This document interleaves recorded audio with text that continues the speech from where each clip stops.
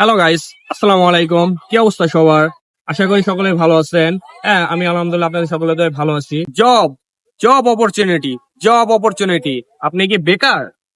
আপনি কি জব খুঁজতেছেন? আপনি জব খুঁজে পাচ্ছেন না?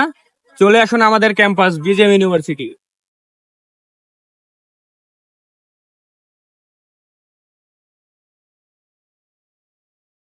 হ্যাঁ, আপনি যদি বিওপিটির স্টুডেন্ট হয়ে থাকেন তাহলে আপনার জন্য মিলছে চাকরির মেলা। হ্যাঁ, আপনি ঠিকই শুনেছেন। আপনি যদি বিজিএম এর স্টুডেন্ট হয়ে থাকেন, হ্যাঁ আপনি ঠিকই শুনেছেন, আপনি যদি বিজিএম এর স্টুডেন্ট হয়ে থাকেন তাহলে আপনার জন্য মিলছে চাকরির অফার। হ্যাঁ, 15 তারিখ একেএস গ্রুপের উদ্যোগে বিজিএম এ তো চলছে চাকরির মেলা।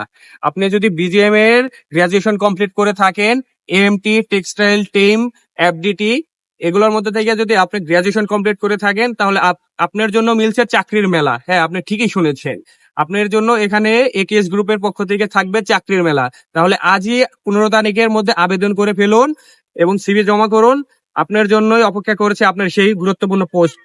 আপনি কি জানেন যে টেক্সটাইল আর গার্মেন্টস এটা কি? এ দুটো কি সেম নাকি আলাদা? হ্যাঁ, কি টেক্সটাইল হচ্ছে মূলত হচ্ছে কাপড় তৈরির প্রক্রিয়া, আর গার্মেন্টস হচ্ছে আপনার কাপড় থেকে পোশাক তৈরির প্রক্রিয়া। এটা হচ্ছে আপনার হচ্ছে গার্মেন্টস আর হচ্ছে টেক্সটাইল।